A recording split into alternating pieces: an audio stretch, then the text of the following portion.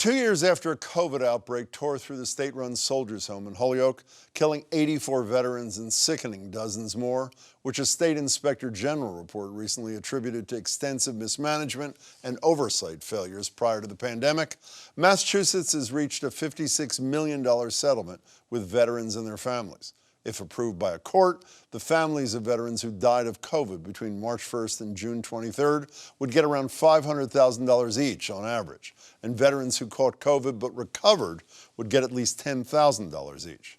For those who may not remember the details, an investigator hired by the governor found that Soldiers Home officials made, quote, utterly baffling decisions once the virus hit, like putting COVID-infected patients in the same room as those who were testing negative. After the settlement was reached, Governor Charlie Baker said in a statement that he hopes it, quote, brings a sense of closure to the loved ones of the veterans. I'm joined by Laurie Beaudette, whose father, 83-year-old Navy veteran and Holyoke native James Mandeville, died in April of 2020. I'm also joined by Thomas Lesser, one of the attorneys representing the veterans and their families. Laurie and Tom, thank you very much for being here. I appreciate it. Thanks for having us. Laurie, could you tell me about your father and his service, please? Yes, my dad was he served in the United States Navy. He was a seaman, and he served at the tail end of the Korean War, and he loved it. He used to talk about stories all the time. He did. For the time that he was at the Veterans Home, 15, 16 years prior to COVID, how was his life there? When he initially went into the Soldiers Home in December of 2003, it was fabulous. I mean, it was, they had great leadership. They had good providers. Things were just run so much differently back then. How often did you visit him during that decade and a half?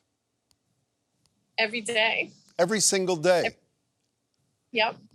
Okay, and then March 13th of 2020 came, and that was the last time you saw him for a month. The month later, I think it was April 12th, what happened? Yes.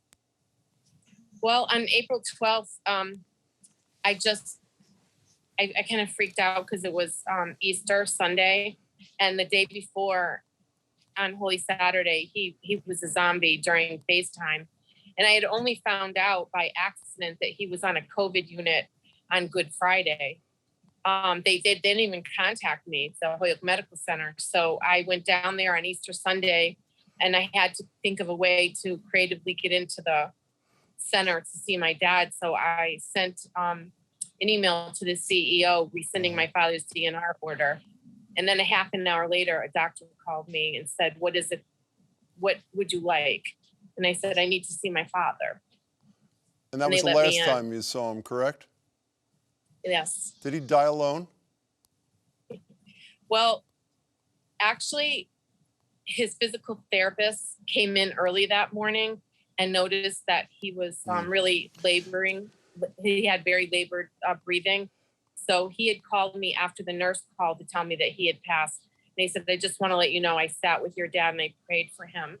And I was so grateful to him. And I sent a really nice letter to the hospital on behalf of him, who meant a lot. Good for him. So, Tom, you represented the 84 families. Who'd you sue, and what was the argument in the litigation? We started off by suing the 4 individuals at the Holyoke Soldiers Home who had the administrative roles and ran the place. One was the director, Bennett Walsh. One was the medical director, a physician, David Clinton. One was the chief of nursing, and one was the assistant nurse. We brought a civil rights action. Because we felt like they'd been deprived of their constitutional rights. My understanding is you subsequently amended your complaint, please correct me if I'm wrong, to include Secretary of Health and Human Services Sutters. Why'd you do that? We did. Well, just to back up a second, we also, one of our original 5 defendants was the Secretary of Veterans Affairs, Francisca Urena. Yeah. Why'd you add Sutters?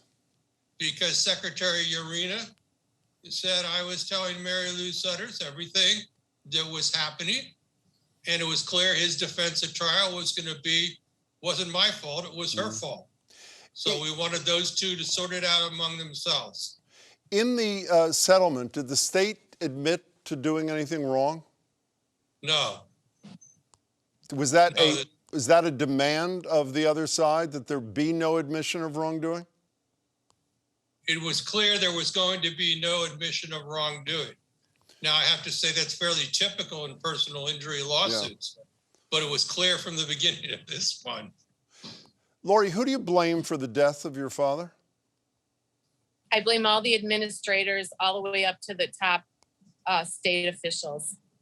Top state officials. Who are you talking Yeah. about? Well, I find it hard to believe that the governor didn't know anything about this.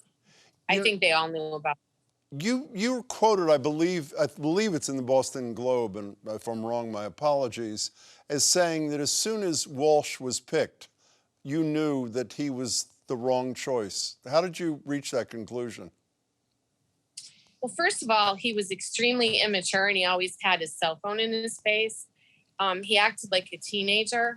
And when they had a welcoming reception at the Soldiers Home for him, he told his the veteran residents that he wanted to be called Lieutenant Colonel Bennett Walsh. All the other previous superintendents were very friendly and were on a first name basis and treated their elders with respect. But he just had this huge ego. And you're quoted also in that same story as saying you didn't know till much later that Walsh was the only name forwarded to the governor's office of the 3 names that had been recommended. What was your reaction to that? I was shocked. I mean, but then, I know the politics here in Springfield. His family is extremely politically connected. The governor was on WBUR the other day. We've actually spoken a lot on our radio show with the governor about this through the years, but he was on BUR the other day, and he said that he tried to call roughly 100 families affected by the Holyoke Soldiers Home disaster, reached about 80 of them. Was yours one of them, Laurie? Yes. And what was that conversation like? Very scripted. What does that mean? Because he said the same thing to every family member. And once I was kind of offended because once he learned that my dad was a Navy veteran, he started talking about his father, and he monopolized the conversation because his dad is a Navy veteran and he's alive in a long-term care institution out in the eastern part of the state. Tom, I mentioned at the beginning that the governor said after the settlement was reached that he hoped it brought closure to the families of those who died. Did it bring closure to your clients? Well, I represent a large number of clients. I had about 40 of the 84 named plaintiffs in the class of people who were deceased. And to some degree, Jim, I'd say that it brought some closure to some of those people. There's no amount of money that could replace their loved ones. Sure. They all made that clear. If they had to pay you hundreds of thousands of dollars to get their loved one back, they would do it if they had the capacity to do that. But at the end of the day, many of them were pleased that it didn't go on for another 3 years. This lawsuit was just at the beginning. Tom, staying with you for a second, this may be obvious, but I want to ask it regardless. Can you generalize on behalf of your 40 clients? Did they believe as a class that the deaths of the person they loved was preventable? Absolutely. If not, I think to a one, they believed that this was a tragedy that did not have to happen, that should not have happened.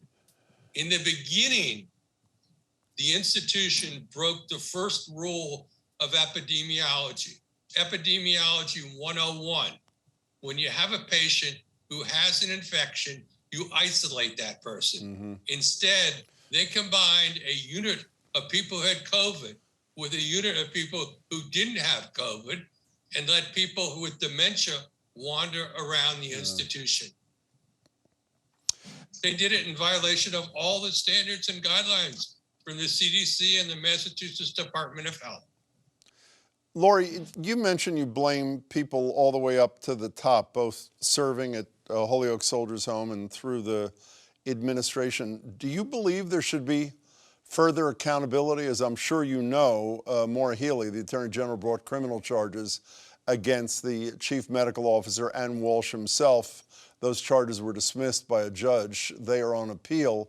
No other charges have been brought against anybody, to my knowledge, criminal charges against anybody who either worked at the Soldiers Home or anybody in the administration. Should there be further accountability, or should this $56 million essentially close the door and allow the families to move on?